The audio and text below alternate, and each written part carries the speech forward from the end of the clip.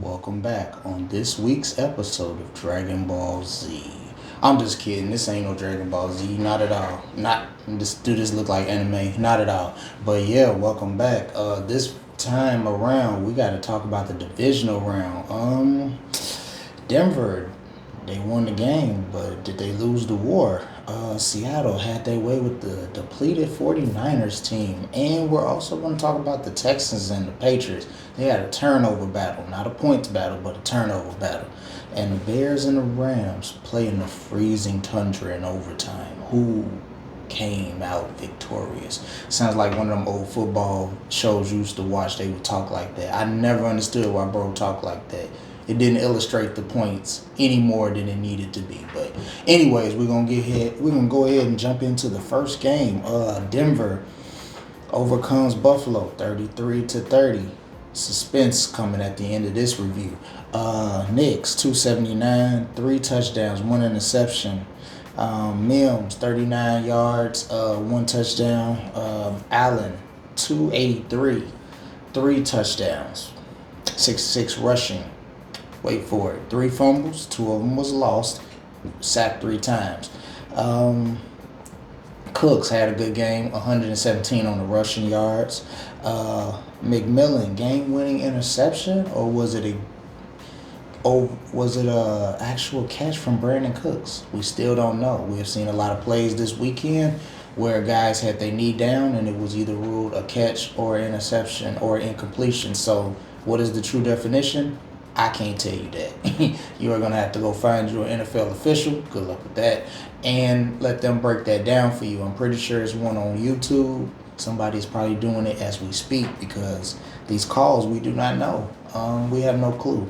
It looked like Brandon Cooks caught it, but his knee was down, and then he rolled over and ended up in McMillan's hands, and it was called an interception, and that was your ball game. There was anything Buffalo could do after that, and that leads us to the final score, 33-30. Was it a catch? I'm not sure. I want to say it looked like it because his knee was down. That's what we have been told. If you have control of the ball and your knee is down, it is a catch. But he did wrestle it out of his hands, so I guess he didn't have possession. So, interception. Who knows? We do not know. So we're going to talk about Buffalo a little bit. They ended their season on a sour note. This was not Josh Allen's best game. He did will them back into the game. It was a season where even though they was going in as the 6th seed, which is crazy, they were considered the favorites because they was the most experienced. They had probably the best quarterback, the most long-tenured coach left in the playoffs. So I think a lot of people was looking at this team as the one team that would, even though minus their seeding, they would make it to the Super Bowl, and they did not. Josh Allen, too much on his shoulders as usual, and I think that kept them away from winning. Josh Allen, the unnecessary fumble at the end before the halftime, let Denver get 3 points. That's pretty much a game right there. I think with that being said, this team is probably not that far off, but at this point, I really don't know what the Buffalo Bills would do going forward. They have fired their coach, Sean McDermott. He is done after 9 seasons, 98 wins, 50 losses, not bad. 7 straight, 10 win or more seasons. So that's something to hang your hat on, Sean McDermott. I guess they felt it was a need to change. They probably felt like a lot of us did, that it was more to be done in a season, in the playoffs that had no Mahomes, no Lamar, no Burrow. Some of these guys you have dealt with in the past are not here, so they felt it shouldn't have been such a struggle. Hats off to Denver, though. They are a good team. They are number 1 seeded for a reason.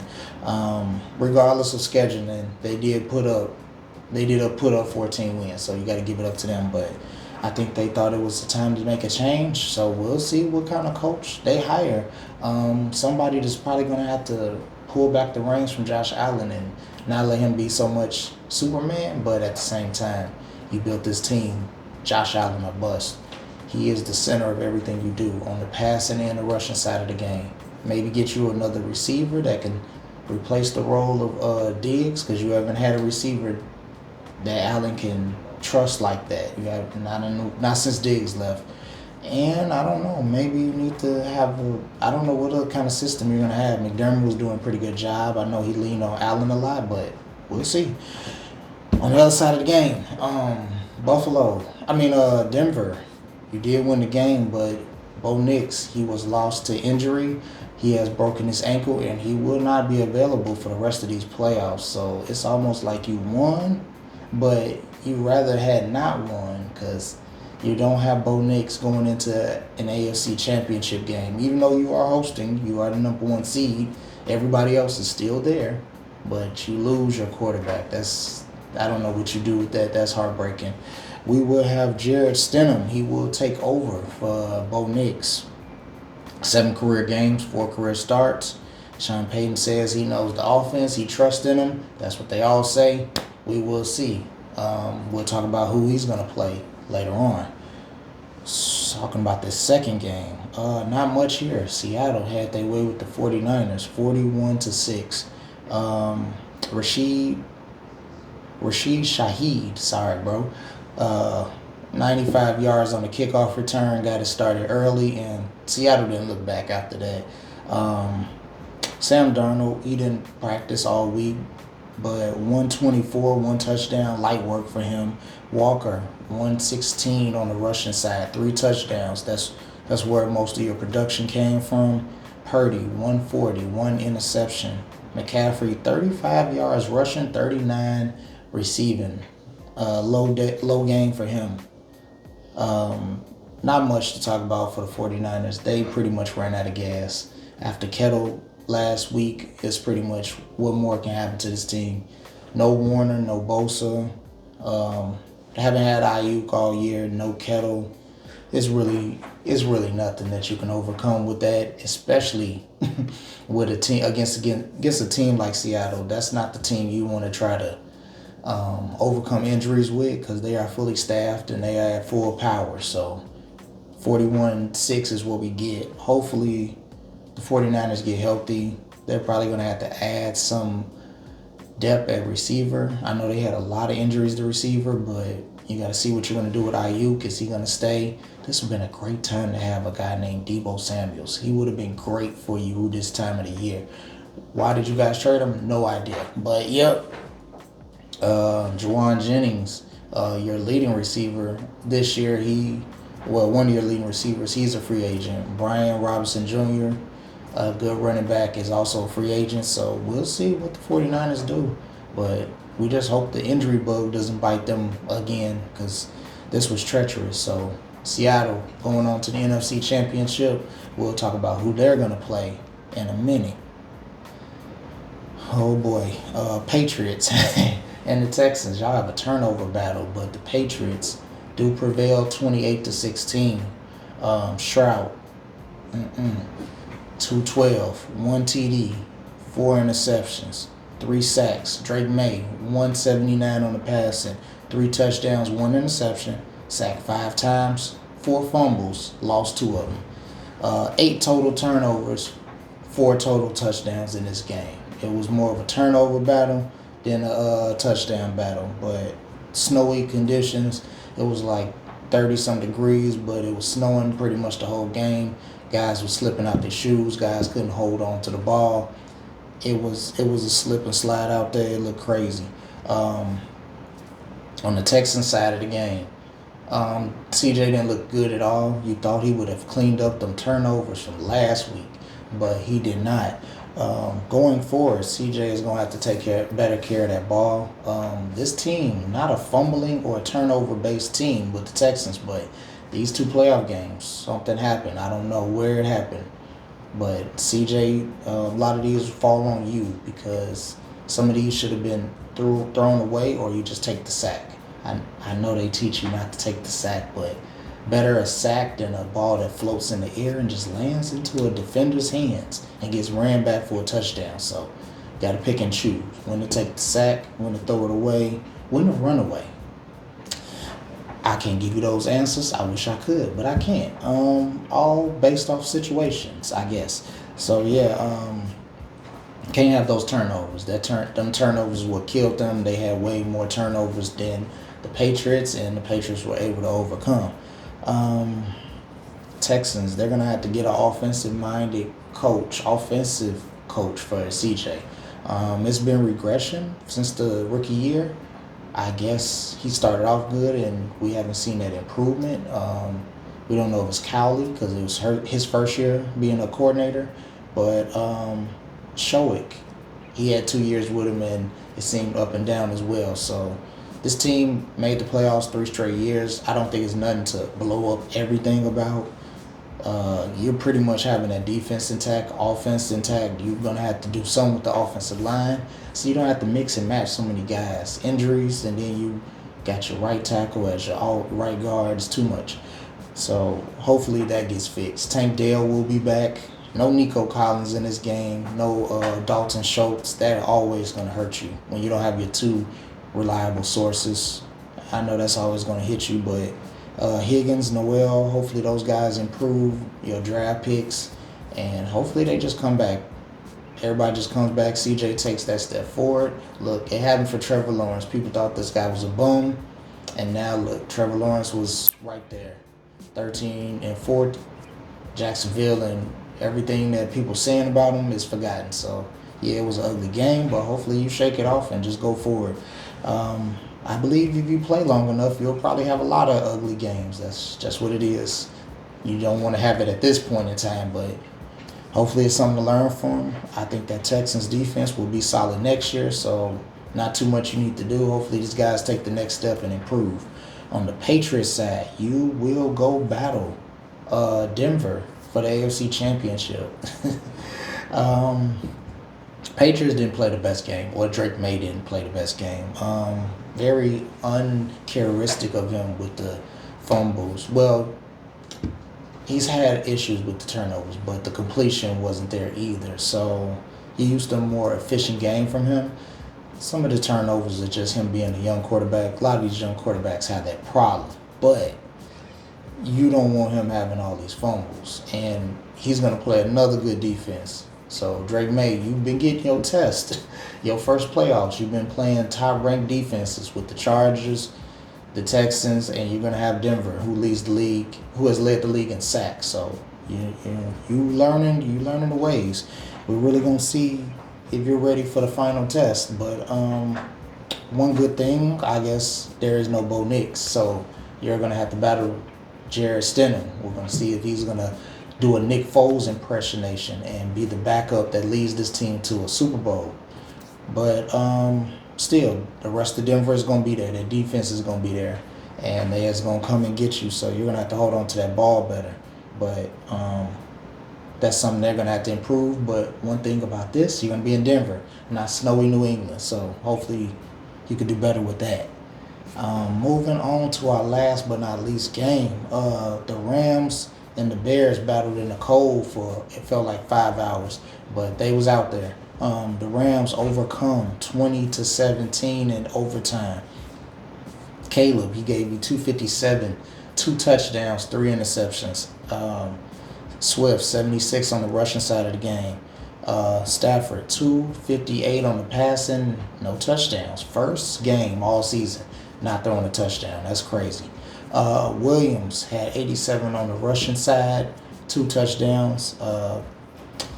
This game was pretty much we playing in the cold, and guys couldn't overcome that. It seemed like it was some times where some of these plays that would have been made would have been better and would have been made in warmer conditions, but when guys are running around with cayenne pepper in their socks and drinking hot chocolate, trying to stay warm, probably not going to get the most efficient game. A lot of drops, a lot of this undecisiveness. One thing about the Bears, Caleb did make some crazy throws, including a crazy fadeaway throw to commit in the back of the end zone to send it into overtime. But Ben Johnson, he left a handful of field goals on the board. And this has been a thing with the Bears. It's been a magical season. Caleb has done some Superman, outer worldly type stuff, but a lot of this could be avoided if you take the points. And I know you come from Detroit where y'all don't take the points, y'all play Madden. Y'all go for it on every fourth down.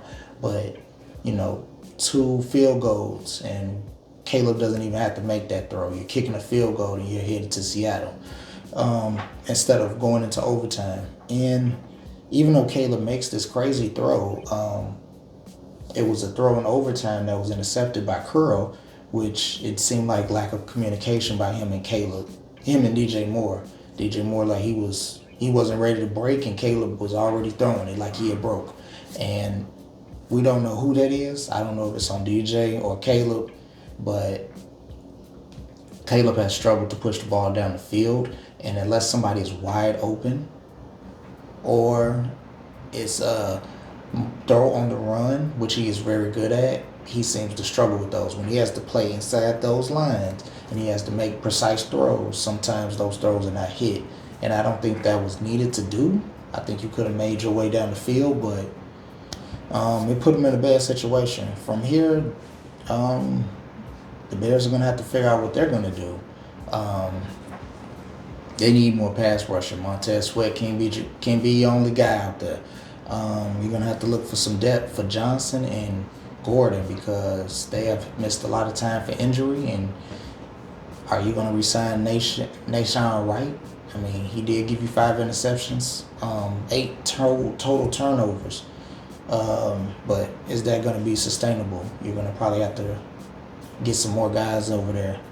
Also, Kevin Byard, he led the league in interceptions, but he is 31. How much are you going to reinvest in him? Are you going to make him your main secondary? He did have a good year. I don't think he's going to fall off a cliff. He's always been good, but he's 31. Dude, how much more are you going to make him your focal point? So him, Brisker, Wright, guys that made an impact in your secondary, they're all free agents. Who are you going to keep? Will DJ Moore and Cole Kmet be trade bait for pass rushing? I can see it coming because, a lot of people think DJ Moore doesn't give it his all, but he is your best receiver. Odunze has not been consistent enough. We'll have to see. Him and Luther, they're going to have to battle that out, but I think if you keep DJ Moore, he's your number one. But I can see him. If you're not going to use him correctly, stop using him as a running back or a gadget guy. Until Cole Kmet had caught this pass, I forgot Cole Kmet was out there like that. We don't see a lot of production from him, so maybe it might be time to package both of them up and go get you some pass rushing. I'm not saying that's going to get you Max Crosby, but it might start the conversations. On the other side, the Rams, you know where you're headed. You're headed back to Seattle.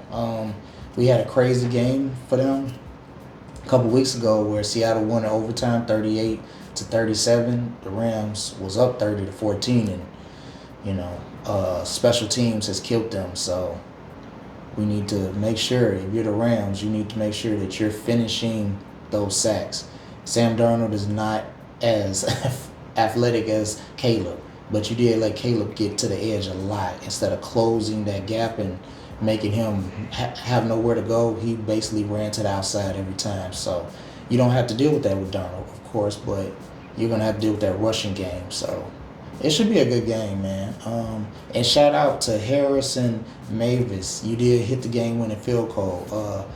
Went from unemployed to going to one of the better teams and winning a game-winning field goal. So that's got to be a highlight for you. I hope that you stick with the team because this Rams team, special teams, has had struggles all year, and you're one of the bright spots of that. So I'm not calling you what they call you, your nickname. I'm just not going to do it. You're a grown man. But God bless you, son. You're doing good out there. Keep it up. But Seattle versus the Rams, that's what we have for the NFC Championship. Denver versus the Patriots, flashback. AFC Championship. Later this week, we will talk about who's going to win or who I think is going to win. I was 2-2 today, so I'm about 5-5. I'm at even. I'm trying to get above, but some people keep letting me down. So hopefully people stop letting me down so I can get that record above 500. We want high rate success over here. But I appreciate you guys for watching. I will catch you on the next video.